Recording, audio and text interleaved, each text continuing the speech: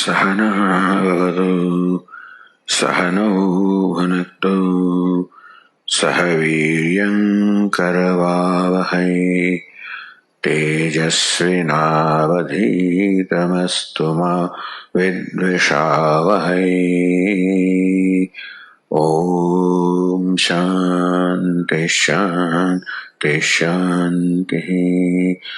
ॐ पूर्णमदः पूर्णमिदं पूर्णात् पूर्णमुदच्यते पूर्णस्य पूर्णमादाय पूर्णमेवावशिष्यते।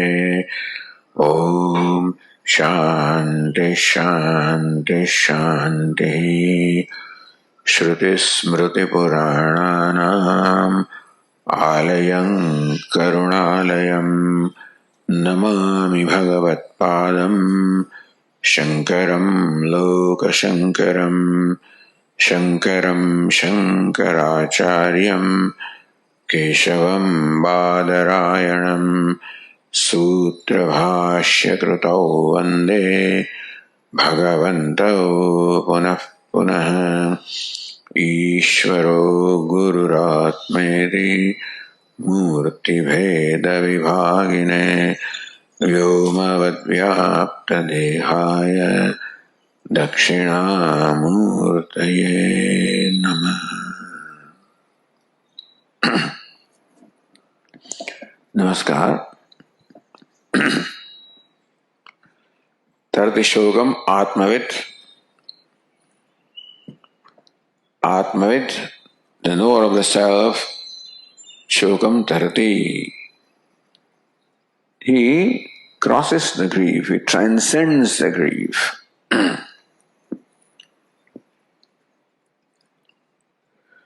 So we've been discussing in the context of Bhagavad Gita and the context of Arjuna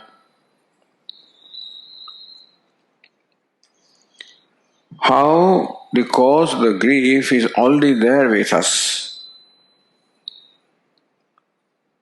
We are born to grieve, looks like.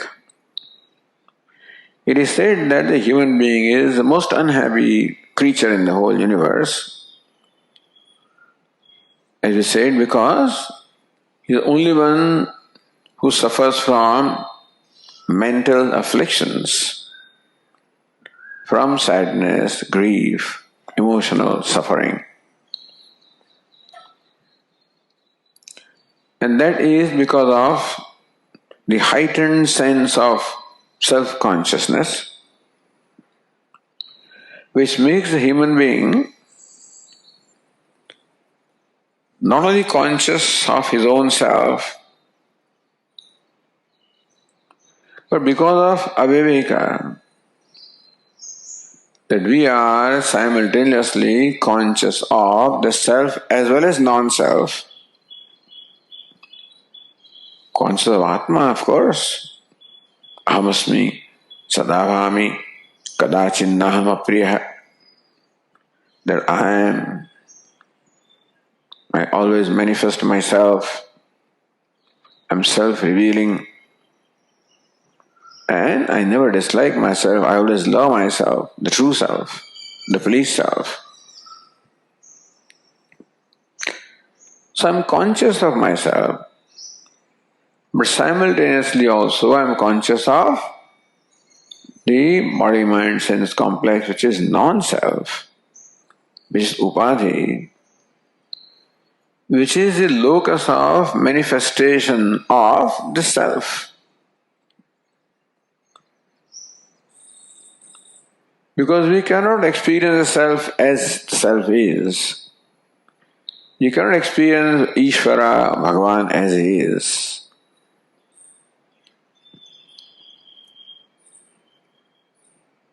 Vedaham samatitani vartamanani charjana bhavishyani bhutani mam to vedana kasana. Lord Krishna says, nobody knows me. Naham prakasha sarvasya yoga maya samavritah mudhoyam na vijanati loko mam ajamavyayam. Naham prakasha sarvasya. For nobody I am evident in my true nature. But anyway, in order for God to become evident, avyaktam vyaktimapannam, who is avyakta, unmanifest, vyaktimapanam has to become manifest. Therefore, to become manifest, he created this upadhi, countless upadhi of body, mind, sense complex. Tatsruštva tadeva anupravishata. Having created all these upadhis, costumes, dwelling places, tadeva anupravishat. Then he entered them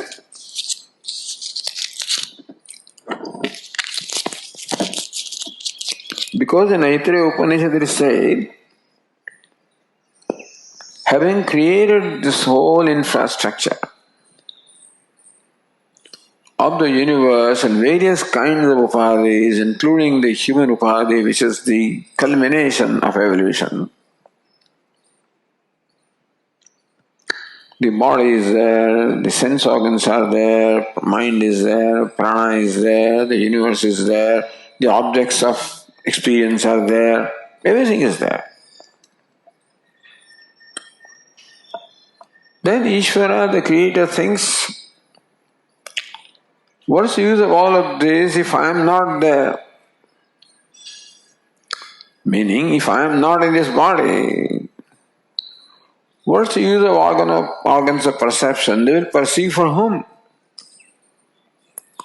They'll bring the data or gift of shabda, sparsha, sound, touch for whom? The organs of action, speech, hands, legs, they will work for whom?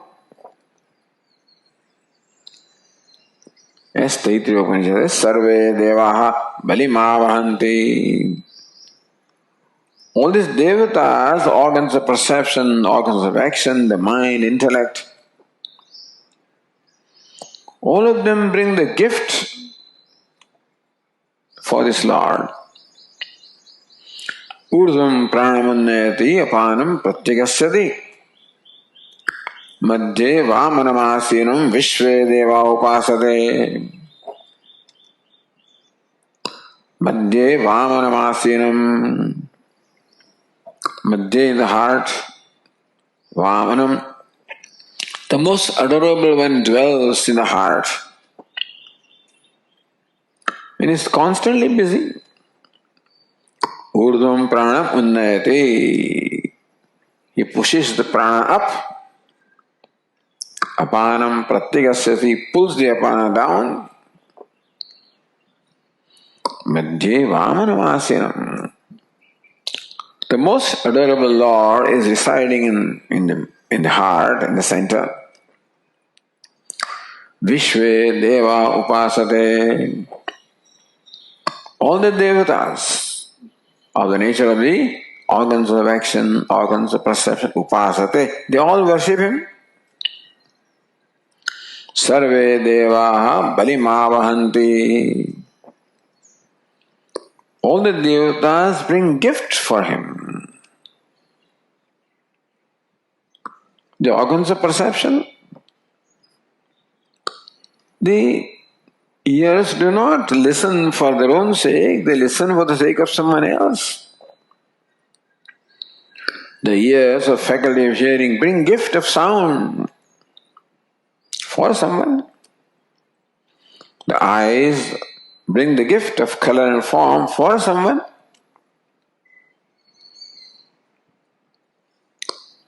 The palate brings the gift of various tastes for someone.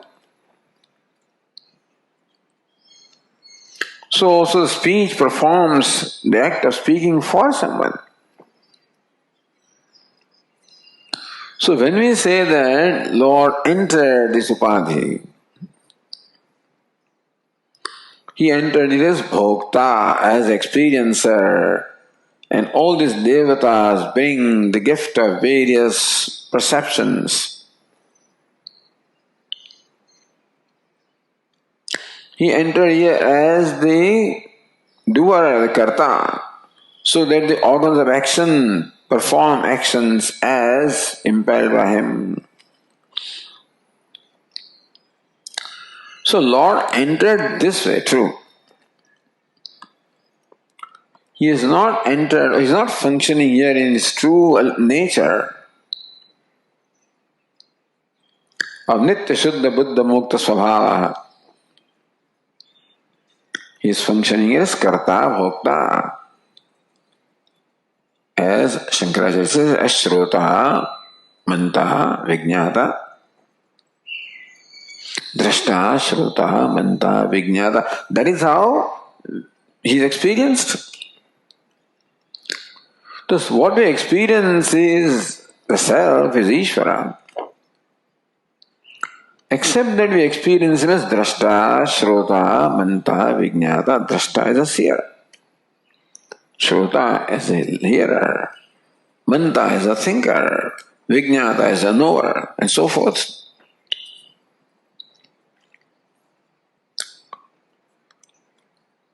So the deliberation that went on in the mind of Ishvara, this is the katha that Upanishad tells us to explain our life. Is what will we use of all this beautiful creation if I am not there? Therefore, he is here as Karta, Bhokta. There was a great poet in Gujarati. His name was Narsimha Mehta. Well, this poet says that this Ishvara created all this universe. Shivataki jivathayo aneka rasa levane. For experiencing many rasas, for gaining variety of experiences, Shivataki jivathayo. From Shiva, he as though became the Jiva. Because Shiva also can experience the objects of the world only if he functions through this body-mind sense complex. We can contact the gross objects of the world, the sound, taste, touch, only through our organs of perception, not otherwise. Similarly, we need the organs of action to respond. We receive the stimuli from the organs of perception and offer a response to the organs of action. That's how the setup is. All setup is beautiful.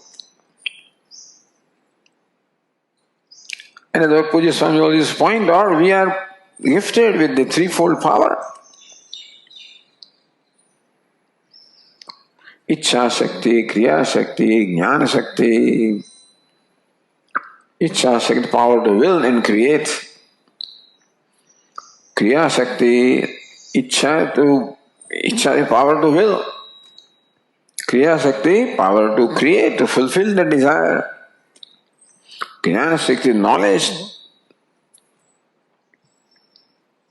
to desire and to create. All this is beautiful setup is given. But unfortunately, there's one catch. That this Ishvara is entered here identifies with this upadhi of body, mind, sense complex. Therefore, he looks upon himself as a body, mind, sense, organs, as we explained yesterday. So this is the setup that we have. That because Ishvara or the Lord or the Atma is self-effulgent, self-revealing, we cannot but experience him. Because experience is the nature of the self, consciousness. At the same time, during the waking state,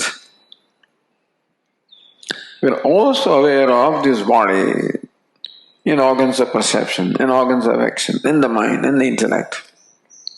Because then only we can function. So now we are simultaneously conscious of the self as well as non-self. This is called Karya Karana Sanghata. Karya means the gross body, Karana means instrument, the subtle body. So we are aware of the self, which is Satchidananda. And we are also aware of this Karya Karana Sanghata, the gross and the subtle bodies, which also is fine. As we said yesterday, that both of them in fact shine in different locations. The Atma shines as a subject, and the Karya Karana Sanghata shines as the object, which is fine. But on account of the lack of discrimination, both of them are lumped together, and therefore we are born with variety of complexes. This is how ignorance plays in our life. Thus we explain how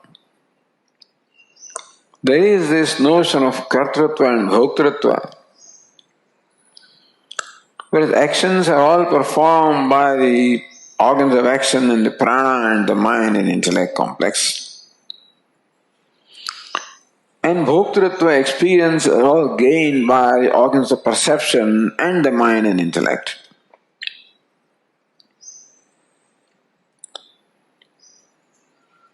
Ahankara vimudhatma kartaham bhoktaham iti manyate. The one who cannot distinguish between the two habitually takes the anatma, also as atma, and therefore looks upon himself as karta, bhokta. Which is what we may call the fundamental problem of human being, the very source of samsara, the very source of sadness. No kartrutva, no bhoktrutva, no sadness, no hurt, no guilt.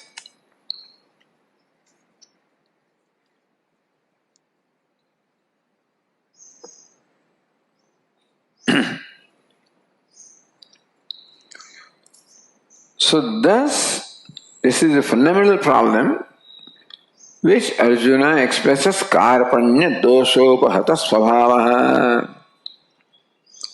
My svabhava, my mind, my nature is overpowered by the defect of karpanya, krupanata. What is krupanata? This word krupana is used in the Brihadaranyaka Upanishad. Yo va etadaksharam aviditva gargi asman lokat preti sakrupana. See, Yajnavalkya defines the word krupana for gargi.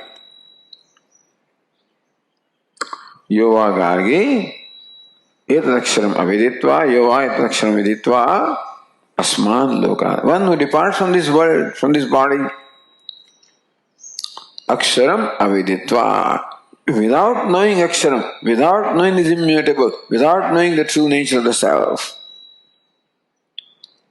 Saha Krupanaha. He is Krupanaha.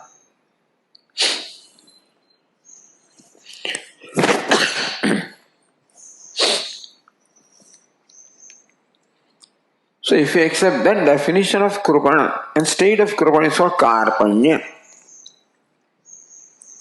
So aviditva, not knowing. So ignorance there,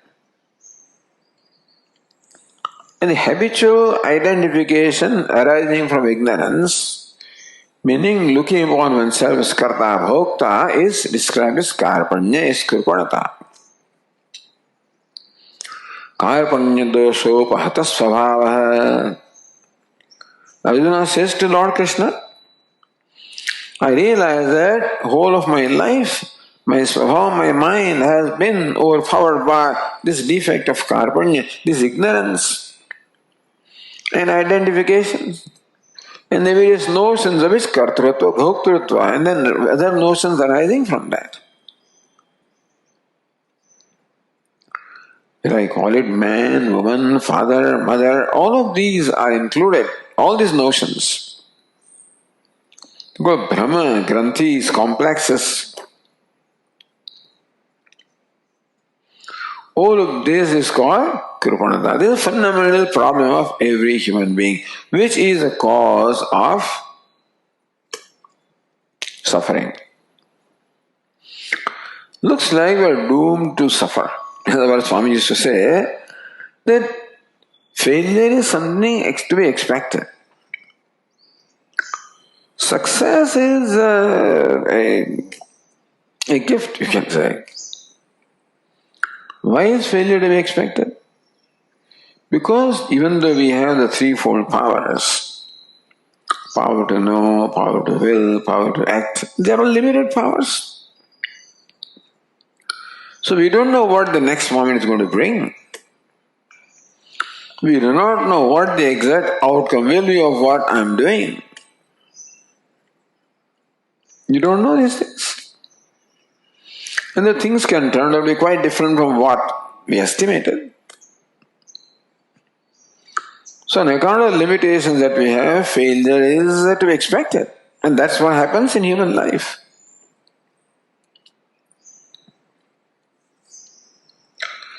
And therefore the ground for grief is already there from our birth. See, this is Vedanta's model of explaining our life. It is not that our life is because Vedanta says this. It is because our life is what it is that Vedanta explains it this way, understand?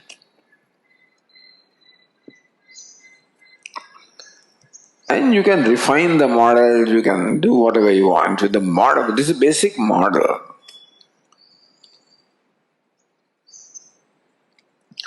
And a very intelligent model.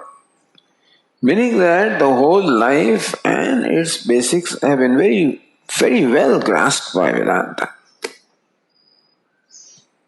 There cannot be a better explanation than this of our life. And clearer the understanding of the phenomenal problem is, clearer the solution. So now this phenomenal problem, what does it do? It then plays out further. The kartrutva, bhoktrutva, at the level of ahankara, ego, sense of individuality. On account of identification with this karyakana sanghata, with gross and subtle bodies, with the body-mind-sense complex, naturally, I take myself to be as small or as limited as this sanghata is, as upadhi is. Number one, this upadhi is limited, extremely limited in time, place and abilities, in every way limited, extremely limited. So first of all, my perception of myself is that I am an extremely limited being, an insignificant being. I may not realize that until I compare myself with someone else. I may think I'm a very wealthy person, but when I see this Jeff Bezos, looks like in this pandemic, there is some whistling.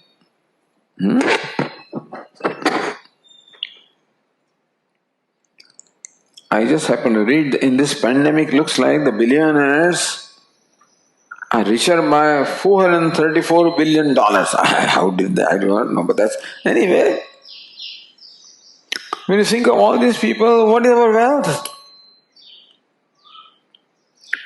When you think of the power that some people are enjoying, what is our power? The fame that some people enjoy, what is our fame? The happiness that some people enjoy, where is our happiness? Whichever way you think, I used to say, think knowledge-wise, think memory-wise, think power-wise, limited. Not only limited, insignificant. So that also, and then that creates in me the sense of individuality. I am different from others, others are different from me, and therefore I feel that I am one among countless beings like a wave, thinking that it is one among countless waves, and feeling that it is always being attacked by other waves. It has to protect itself from the attack of other waves. That's what a human being feels, that I am one among countless, that I have to fend for myself. I must take care of myself. Otherwise, I am subject to death, I am subject to insult, I am subject to failure, I am subject to humiliation. And for those things not to happen, I must always be alert and, in words of Puja Swamiji, a ninja, constantly fighting. In all this process, I find that there are certain things and there are some people also who like me, some because of some chemistry. And therefore, who support me, who help me, in whose presence I feel comfortable, I feel happy. Since I cannot make myself comfortable, since I cannot make myself happy, therefore I have to depend upon others to make me happy. Since I cannot create comfort for myself, I need the things other than myself to make me feel comfortable. It may be my house, furniture, my family, and many other things. I need to feel happy, that is given. I need to feel comfortable, that is given. And the perception that I have of myself, that I am a limited individual, insignificant creature, there is no way that I can be happy with the perception that I have of myself. No way can I be happy, no way can I feel secure, no way can I feel free. There are moments of happiness, moments of freedom, when I forget this. When I am aware of myself, a limited self, an insignificant self, a wanting self, a lacking self. Because every conclusion about myself only reveals a lack or want. A father that I am is a lacking, wanting being. Or a son or a mother, whatever I think of myself is a lacking, wanting being, having its own problems.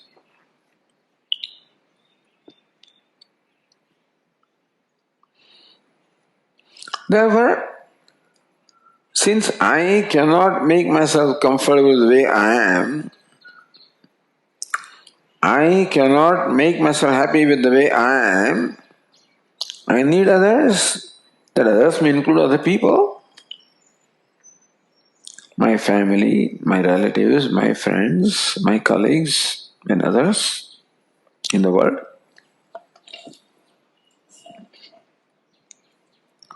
Not only living beings I need the insentient things also.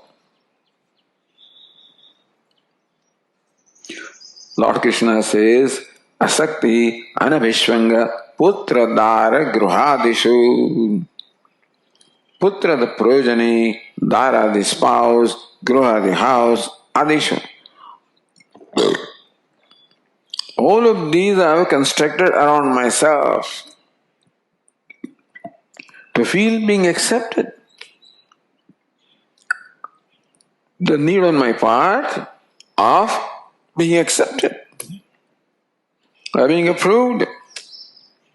Therefore, I surround myself with people from whom I can receive acceptance, I can receive approval, I can receive validation. Therefore, my sense of comfort and well-being is very dependent upon these people in even situations, places, even my furniture, my house. I need all of these. I am dependent. And therefore, I'm always apprehensive.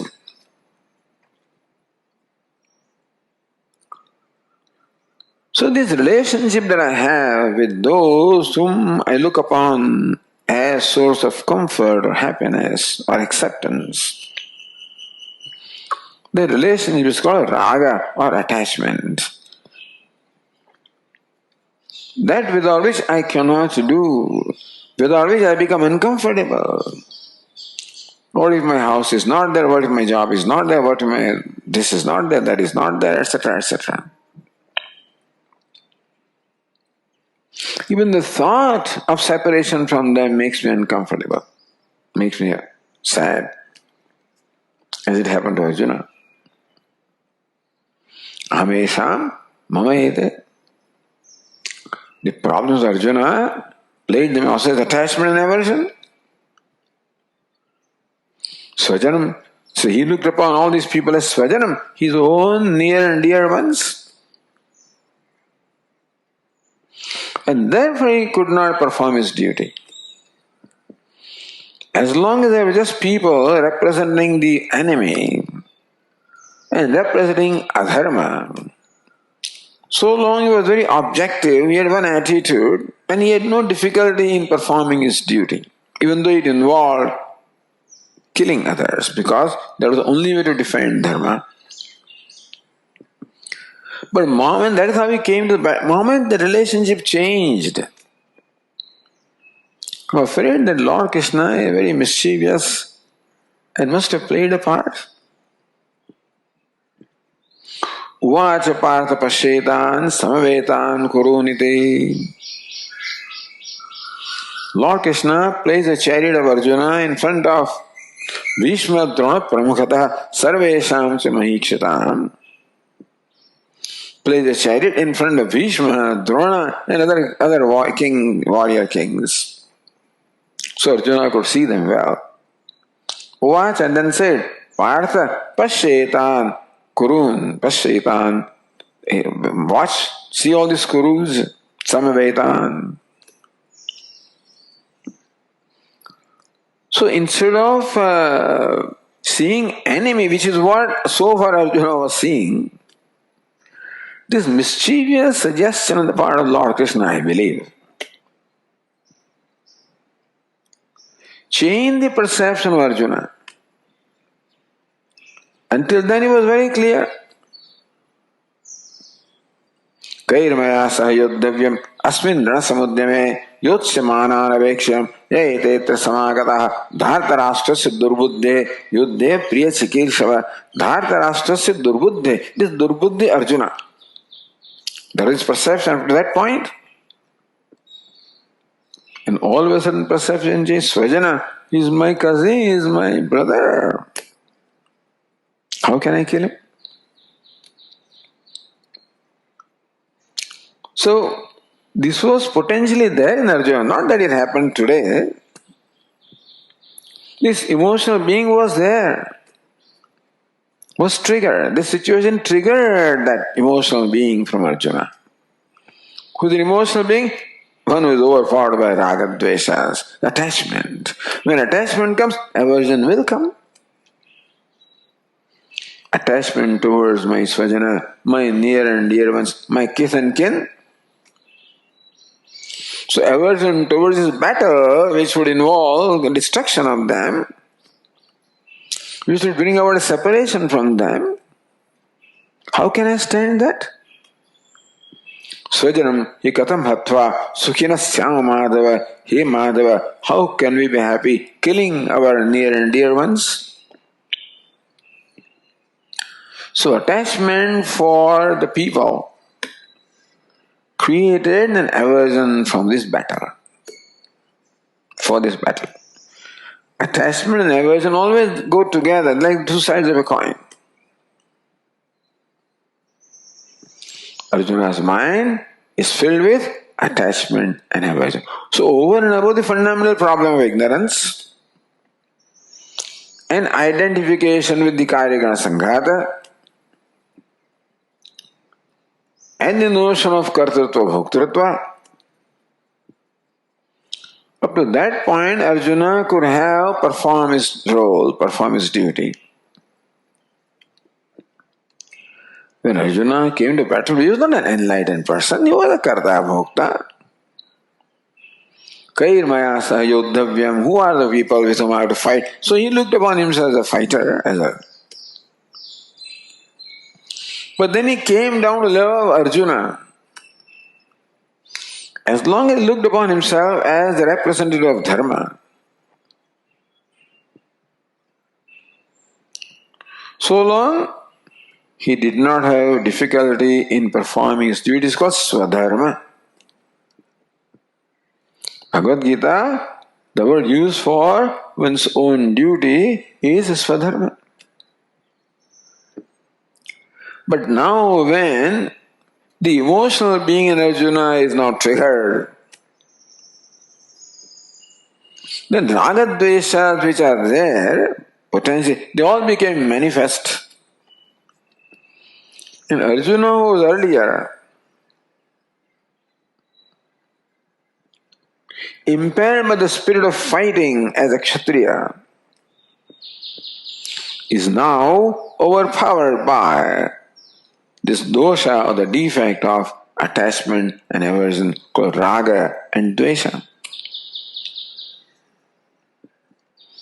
That's how Bhashyakara explains the problem. That whenever one is overcome by raga dvesha, understand that Arjuna's causes may be different, but his situation applies to everybody. So whenever one is overpowered by ragadveshas, swadharma parityaga paradharma sevanam, Bhashyakara says. What is a sign that I am overcome by ragadveshas, attachment and aversion?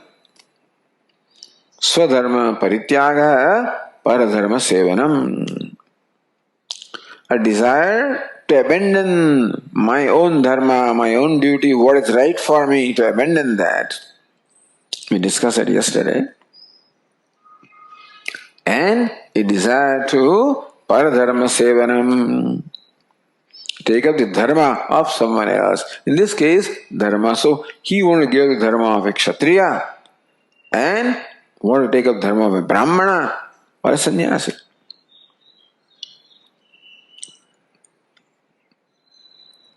We will not today worry about this Brahmana Kshatriya. I am just quoting Swadharma and Paradharma. In context of that, Lord Krishna says, Shreyan Swadharmo Vigunaha Paradharmat Swanushthitat Swadharme Nidhanam Shaya Paradharmo Bhayavaha. This ignorance and the various complexes and notions arising from ignorance and the ragadvesas arising from them. If ragadvesas are not there, then it's a different situation. But here ignorance has become very, very gross, very dense. That complexes are so strong that they have manifested now as strong attachment and aversion. Arjuna's attachment for his near and dear ones was so strong that he says to Lord Krishna, Nayotse, oh Lord, I will not fight. Until then he said, Nacha shreyo nupashyami hatva svajanamahave. I do not see any good coming out of this battle, which involves killing of my svajana. But he did not make a decision. And then he asked Lord Krishna, Yashreyat syat nishchitam bruhitan me. O Lord, please tell me that which is good for me. Shishyasteham shadimam tvam prapannam. I am your disciple. I am surrendered to you. Please teach me. After that he says, Nayotsyati Govindam Uktva Tushrim Bhavuvaha. Sanjaya says, having said to Lord Krishna, Nayotsye, I will not fight. And then he became silent. Which means already he had decided not to fight the battle. Give up the dharma of Kshatriya and take up the dharma of a Brahmana or a sannyasi. Give the life of pravritti or activity and take up a life of nivritti or contemplation, because that's what sannyasa is meant for. I'll go to forest, oh Lord, and I'll meditate and realize. Jayasi chet karmanaste mata buddhir janardana tatkim karmani ghore mam niyojayasi keshava. In the beginning of third chapter, Arjuna asks, you yourself say that karmana buddhi jayasi. Buddhi or jnanam is jayasi, charya is superior to karma. Because Lord Krishna described the wise person who's enjoyed that freedom. That's a description of a sannyasi also. So on one hand, O Lord, we are praising a sannyasi, praising the knowledge.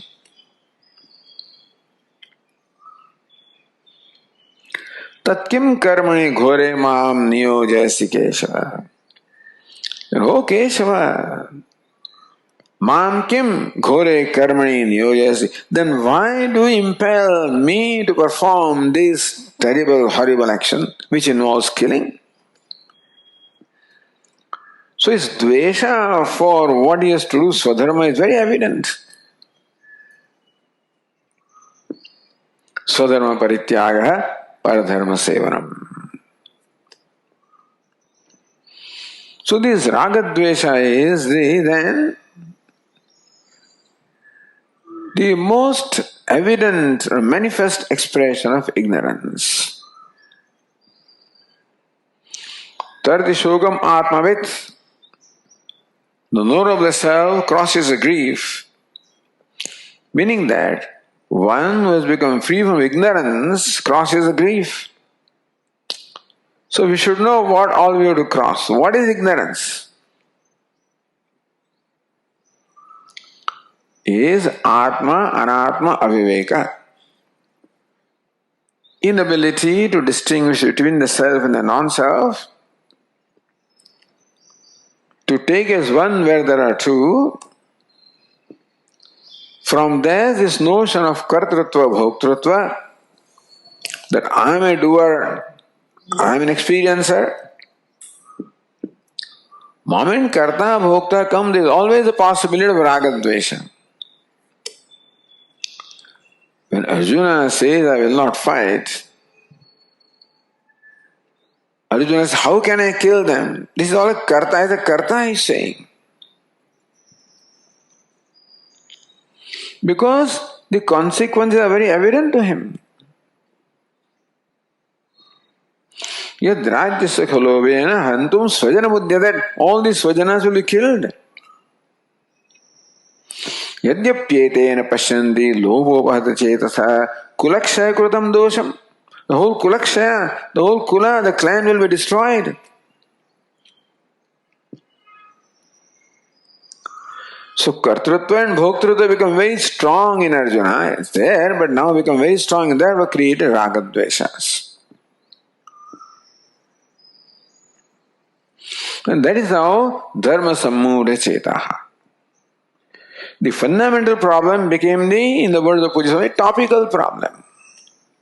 Then situation becomes a problem. Now very situation became a problem to Arjuna. That became the cause of his grief. It was not so far. The matter did not cause grief to him so far. So he came to the battlefield with all enthusiasm, with determination to fight this battle. So it is not that the battle is the cause of his grief, or even consequence of battle also are cause of his grief. But all of a sudden now they have caused grief in him.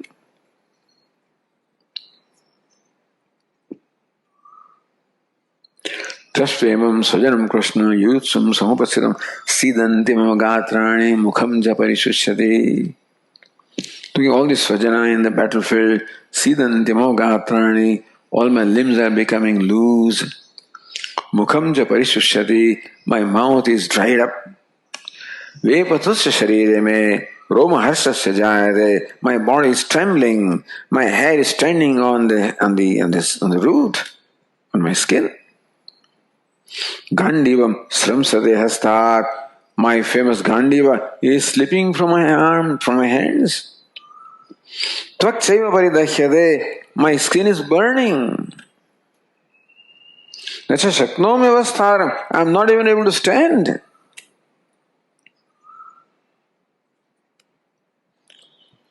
Nimittani Pashyami Viparitani Keshava, and I see all bad omens. See, sadness, grief is very vividly described. How? Seeing these people. If seeing the people was the cause of his sadness, it should have been there earlier also.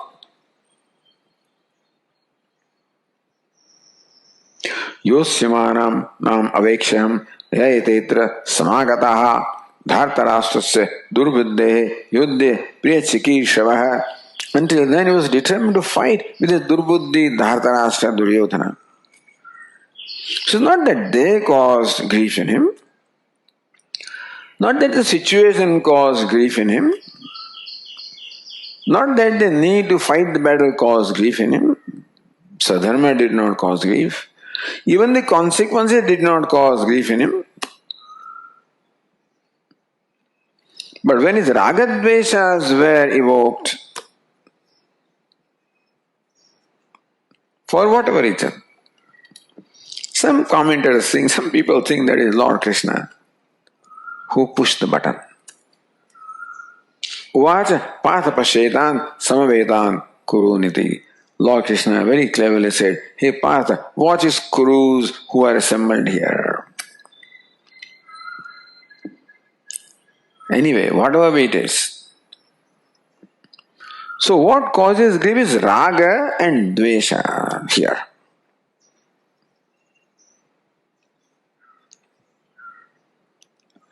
And that there is raga dvesha in the mind of Arjuna is because swadharma parityagaha, a desire to abandon one's own dharma, the duty, what one is called upon to do, what is the right thing to do. Paradharma sevan, and taking a convenient path. Here in India we say dropping out. When the examination comes, high school examination comes, the 12th grade examination comes, a very critical test. Because your whole career depends upon the outcome of this test. And then the student starts becoming nervous as the examination date is approaching. And sometimes the stress goes to such a point that on the previous day of the examination, he comes to his father, Dad, I think I'm going to drop out. I'm going to take a drop. It's called taking a drop. Arjuna wanted to drop out because challenge became too much for him. He has taken up so many challenges in the past, successfully. And so this challenge became too much for him, not because there was something with the challenge, something with his own mind.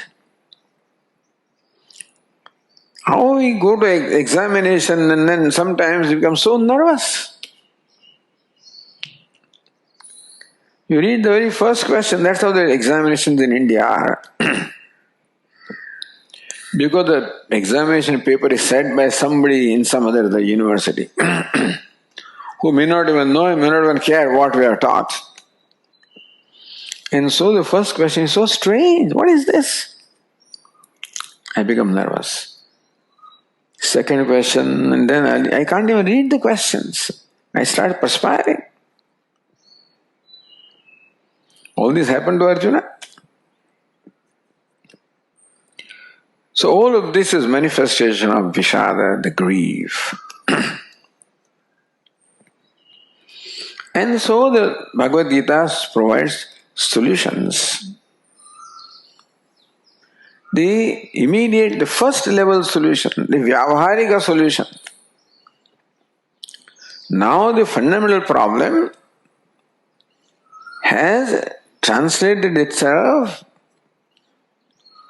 or morphed itself into Vyavahara.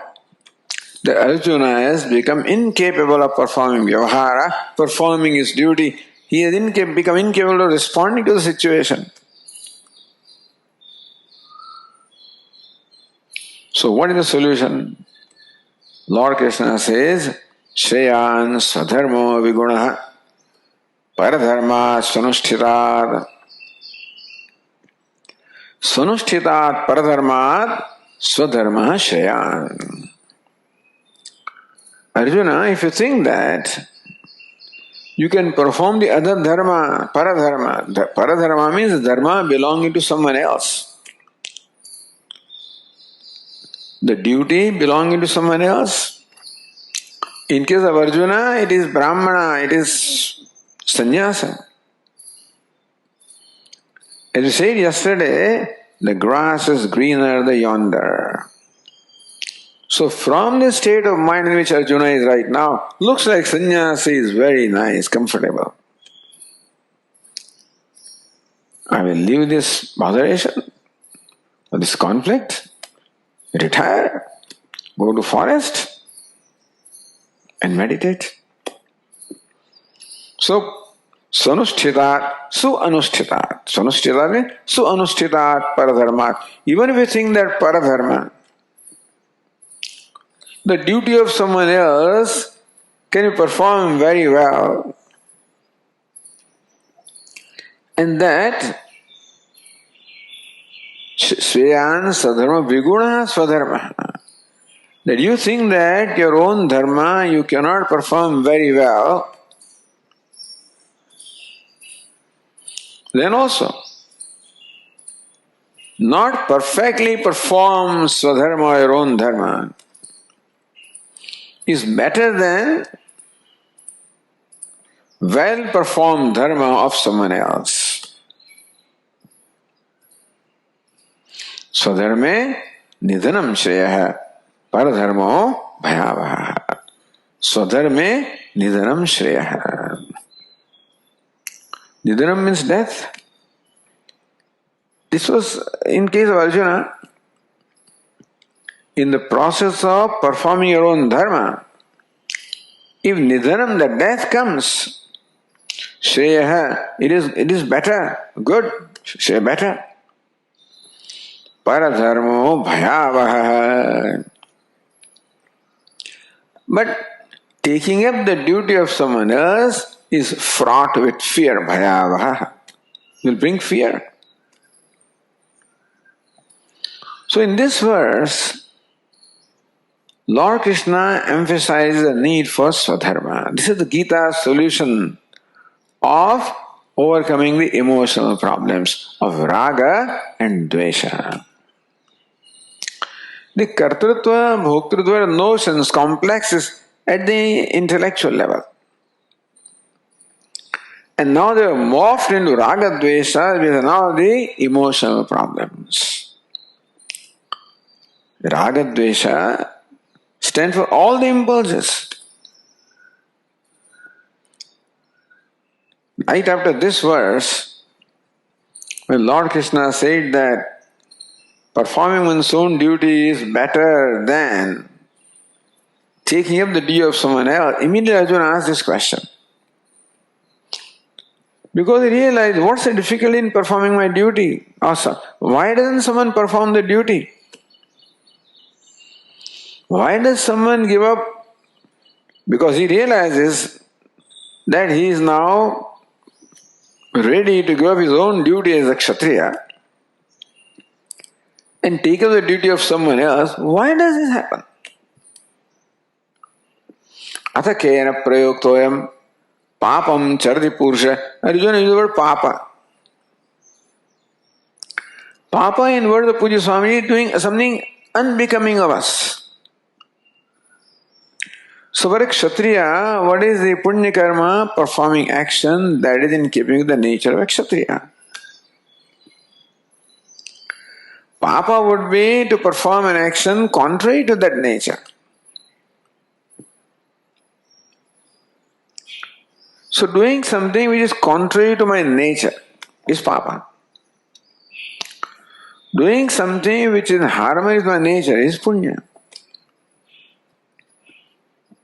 Papam charati purusha kena prayuktoyam. What is Purusha? What is the person papam charati? Why does he act in a sinful manner? Why does he compromise his own nature? Anichanna vivarshanaya baladiva niyojitaha. He varshanaya. Anichan. Even without his desiring. He finds someone is compelling him to go against his own nature, go against his own dharma. So prescription is, Swadharma is a prescription. But Arjuna has a difficulty. So Lord, for some reason, I am not able to follow my Swadharma. There is something inside which seems to compel me to go against my dharma. What is it? Kena prayoktoyam papam chardi purusha anichanna vivarshanaya baladiva niyojitaha. Niyojita is compelled. Like a master may compel the servant to do something against his own will, and so also I am compelled to do something. Meaning, why does a person compromise dharma? Why does the person compromise? Why does the person undertakes adharma? Why does the person does something which is wrong, knowingly it is wrong? Because he later on regrets, therefore. It is likely that a person can do something wrong so long that perhaps his nature may become distorted and he may not feel, he may lose that sensitivity. Possible. A person may keep on violating the nature and acting against the nature so long that then he thinks that is right because the mind has become so insensitive. He has further devolved from a human being to a lower level of an animal.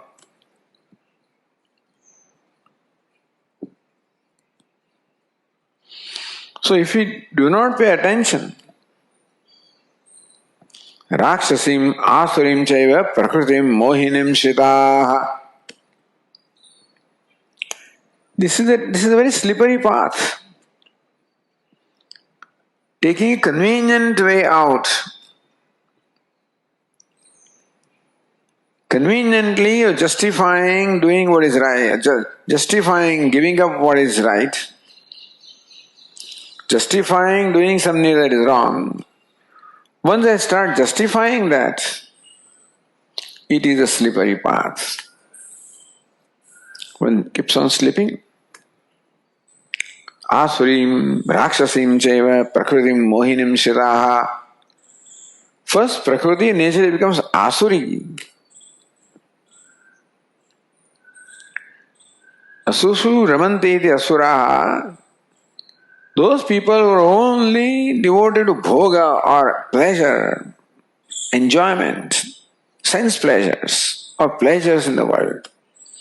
Totally devoted to bhoga, gratification, sense gratification, ego gratification, emotional gratification.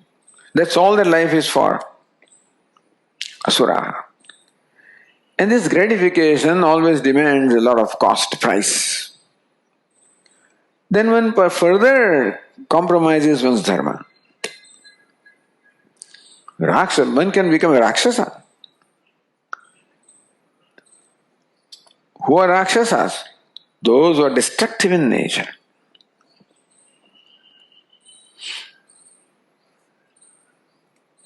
Nashtatmanolpabuddhaya pravantyugra karmana shayaya jagatah ahitaha. Jagatah ahitaha. Those who want to hurt the world. Nashtatmana alpabuddhaya.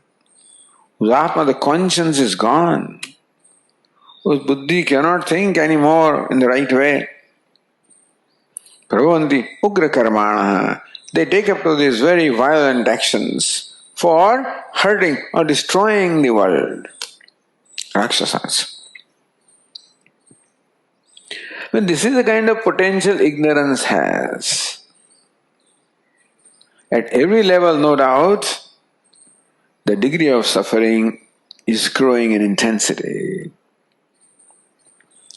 I guess a Rakshasa must be most intensely suffering. Better than him is Asura. But, so this is the ignorance playing out in life of human being. Only human being can be an Asura or Rakshasa, by the way. There are no Asuras in other creatures. No other creatures are devoted to bhoga or gratification. They always conduct themselves in a disciplined manner. The only bhoga they have is only ahara and maithunam. Appeasing hunger and appeasing the sexual desire. These are the two kinds of impulses given to them. But they never cross the boundaries. No creature keeps on eating and eating and eating until it falls dead. No, it doesn't do that. They don't eat something that will hurt them. They don't eat to the extent that will hurt them. They eat what is right for them in a quantity that is right for them, they walk out. Doesn't matter how much you present before them. Not a human being, you present more, I want more. There are also things as temptations, greed, etc. in those creatures. Even as far as the Maithunam is concerned, that also is regulated. There is Rutu of the season for Maithunam, and it's for procreation. So Ishvara has to make a provision for continuity of the universe, and therefore all creatures must procreate. Because those who are born are going to die, therefore new ones must be born. And so that arrangement is done by giving this Maithunam, this instinct. So all creatures have that, they procreate. And they propagate their species. But that's the only reason for their Maithunam. Otherwise, they don't relate to each other that way. Anyway, it's not that we want to learn lesson from animals. They are not Asuras and Rakshasas only because, as we said, their self-conscious is not evolved. But we are much more evolved and therefore much more now subject to the influence of this ignorance. And therefore, the devolution also can take place. We can just, it is a ladder and snake, we can just slide down. And then you will climb up. So this is Shokam, this grief. The most evident causes of grief. Lord Krishna says, Kamesha, Krodesha, Rajoguna Samadbhava. In reply to Arjuna's question, what is that compels me to go against my own nature, my own values, my own dharma?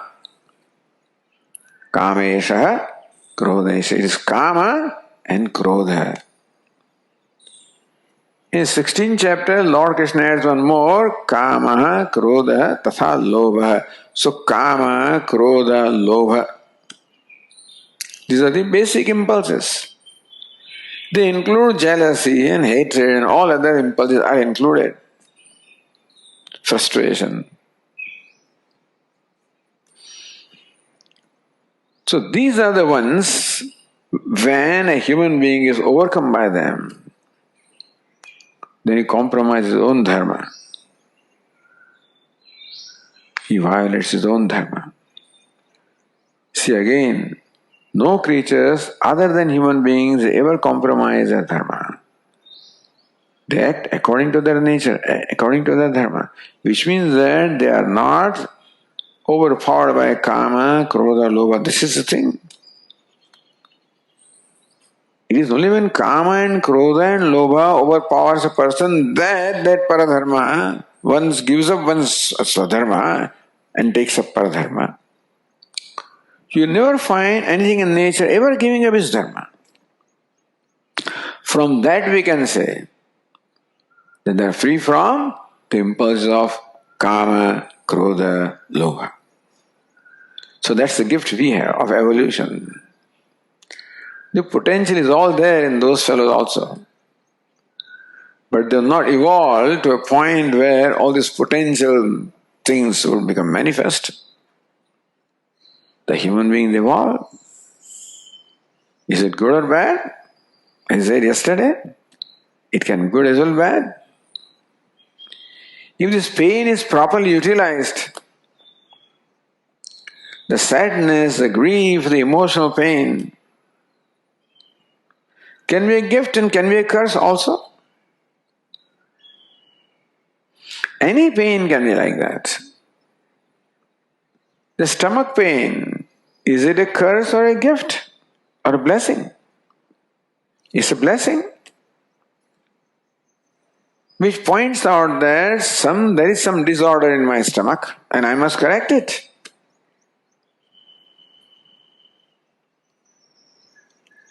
So just as physical pain is given to us, not as a punishment, we think it's a punishment, it is given to us as a blessing.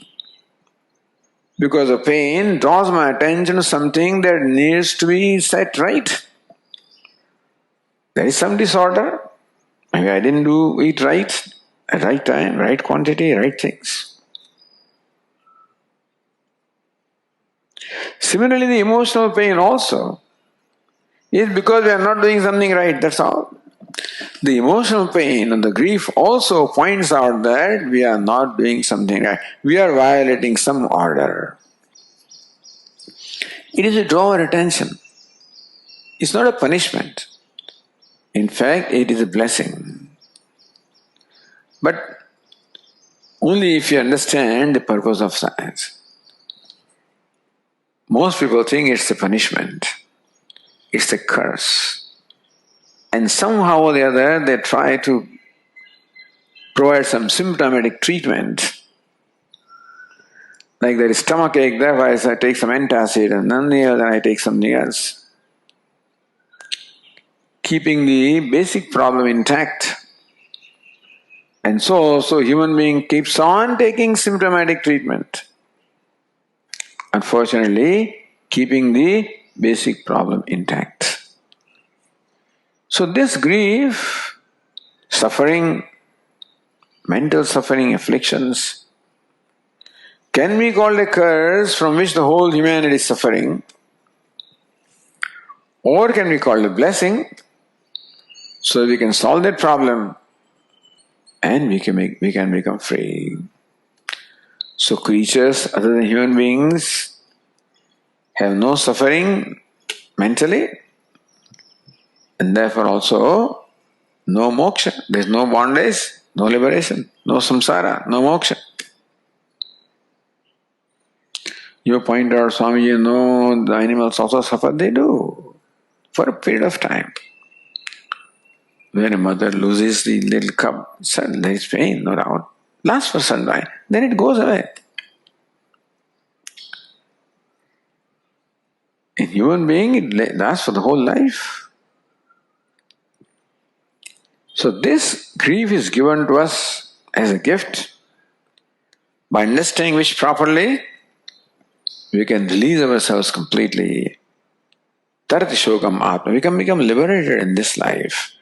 That's the purpose of grief. Om. Om Purnamadah Purnamidam Purnat Purnamudachyate Purnasya Purnamadaya Purnameva Vashishyate. Om Shanti Shanti Shanti. Shankaram Shankaracharyam Keshavam Badarayanam Sutrabhashyakrutau Vande Bhagavanto Punah Punah. Ishvaro Gururatmeti Murti Bheda Vibhagine Vyomavadvyapta Dehaya Dakshinamurtaye Namaha. Om Shanti Shanti Shanti. Hari Om. Shri Gurubhyo Namaha. Hari Om.